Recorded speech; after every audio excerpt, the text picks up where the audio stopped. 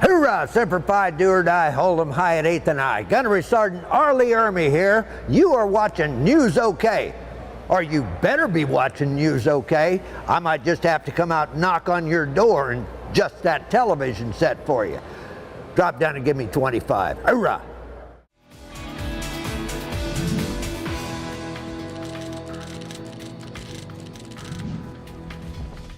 I'm at Oklahoma City, so I could come see the Bass Pro Shop here, because when I come into Bass Pro Shop, it's kind of like me going to Disneyland. I have fun. They got just about anything here that I could possibly need, and I figure if they don't have it here, I don't need it.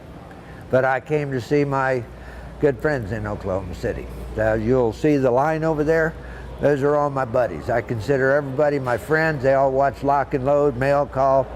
I sign on a daily average when I do this probably 50, 60 copies of Full Metal Jacket, which is still going strong after 25 years. It's amazing. You do a good movie and it's amazing how long. Warner Brothers told me it's so outsold and sold more videos than any other film that they've ever done, because it's passed from father to son, and you know, it's a good movie.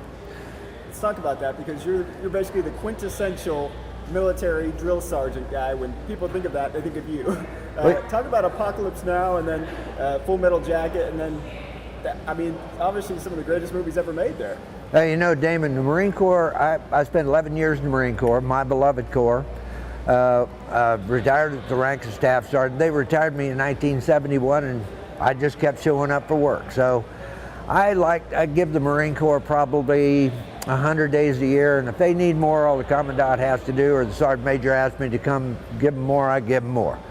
Try to go to Iraq every year, try to go to Afghanistan. I like to go to Guam, Okinawa, do the birthday balls every November. My 2 months off are November and December. I spend those 2 months. November, I celebrate the Marine Corps birthday, and I go to all over the world and speak at birthday balls, do anywhere from 10 to 15 a year. After that, I take about a 2 to 3 day break, and I head to San Diego, and I do Toys for Tots for the entire month of December. So it keeps me pretty busy, but yeah, we do a few movies in between too. I find time in my busy schedule to do a movie occasion. I think I've turned 15 down this year because they're junk, you know, they send me junk. And back in the old days when I was a struggling actor, I used to have to take any crumb that was thrown my way.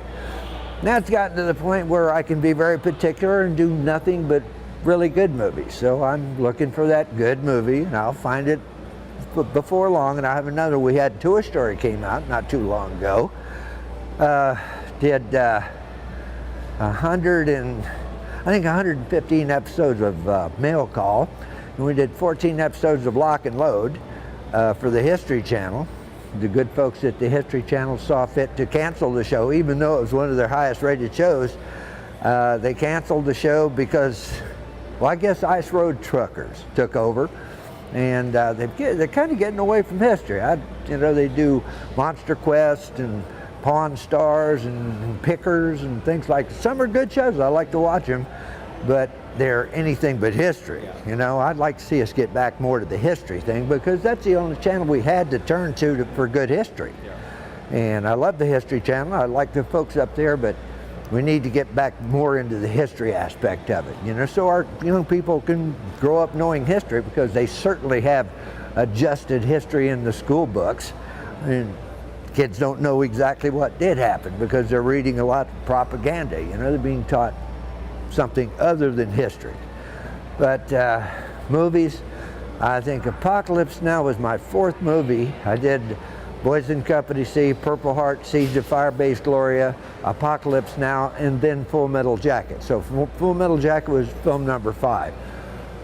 But Full Metal Jacket is the one film that I got a nomination for, and it just kind of put me over the hump, and I haven't stopped working since.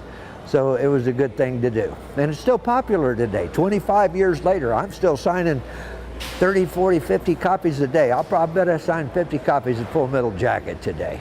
Tell me how a guy who served in Vietnam, who is a drill sergeant, how did it come about that you wanted to become an actor?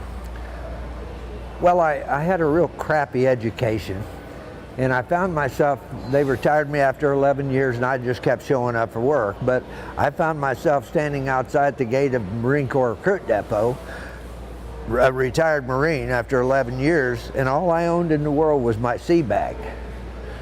And because of the education problem, I thought, oh man, I really don't fit the end of a shovel well. I don't want to be a farmer anymore. Did that. I grew up on a farm in Kansas. And then I thought, wait a minute, I was a pretty good instructor. Hollywood's just right up the street. So I got in a taxi cab and I went to Hollywood and wrote a script, and I did stand-up comedy for about a year. I was pretty good at it. Did okay. I was successful. I worked every weekend. I was making enough money to make ends meet. And then one of my buddies told me, hey, Lee, they're getting ready to do Vietnam War shows in the Philippines. Single guy, footloose, fancy free. I jumped space available up at George Air Force Base, and I flew over to Okinawa. I stayed there for a year. Then I went to the Philippines, and I spent, I was there 7 years, I think. And they started bringing over the movies, and I started working. I got my foot in the door. I met the only American casting director in the Philippine Islands, Ken Metcalf, still a buddy of mine today. But he got me involved with Boys and Company C, Purple Hearts, Apocalypse Now. And so I had quite a resume before I decided to bag it up and come back to the States and knock on doors and see if I could make it in the film industry. And I had met enough people where I was able to do that. Worked out okay. What does it mean to you when you see things like this, like this little doll? That's you. Now see, you just made the big mistake. This is not a doll, okay? Ken and Barbie are dolls. This is a motivational figure. You push the button back here and he'll square your butt away. He'll drop you down for 50 or whatever the case might be. But there's 4 of these. We made 4 of these, Sideshow Toys did them. And they're all limited edition. This is the first time I think I've seen one out of the box. When this first came out, my granddaughter was over at the house, and I gave her one to play with. She wanted one, I gave her one. So I'm sitting there watching Fox News, and I glanced down, and my granddaughter had this thing stripped down to its bare nothing, you know? And I actually felt offended, you know, assaulted. Like, honey, put some clothes back on me, for Christ's sakes, down there. That's not good. But yeah, these things have been out, I guess, 6 or 7 years now. They sold a ton of them, and it's pretty cool. My daughter told me when this first came out, she said, Dad, you're finally famous. You made it. You got a motivational figure, just your look-alike, okay? And I told her, baby, I've been famous for a long damn time. That's not just since they made a motivational figure. He's got a bobblehead, there's a bunch of stuff. Anyway, he's pretty cool. He is pretty cool. I like the X-Salty. The X-Salty one, there's 4, as I said, but the extra salty one is the one that rips off your head and does something nasty down your neck. That might be him. Gouge out your eyeballs and do something nasty in your eyeball sockets, you know? His vocabulary is a little... No, this guy's tame. This one's tame. The extra salty motivational figure is wearing camos, appropriately dressed. And boy, he's got a mouth that needs a bar of soap shoved in it, you know? But they're pretty cool. I'll let you have your motivational figure back. I went downtown one day, and a lady told me this story. I was signing autographs someplace, and she said her husband was on recruiting duty, and she went downtown one day to have lunch with her husband. Surprise, kind of surprising.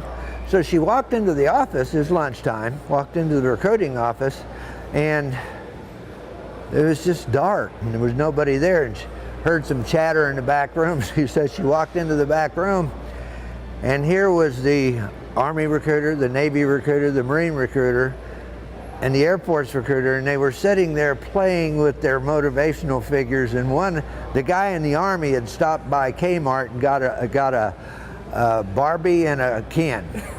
and you wouldn't want to know what my motivational figure was doing to Barbie. And he had Ken down for push-ups. Now, so she said she walked in on these 4 grown men sitting there playing with their dolls. Kind of a cute story, you know? Yeah. But it's okay. This one swears, you know, so it's all right. Great.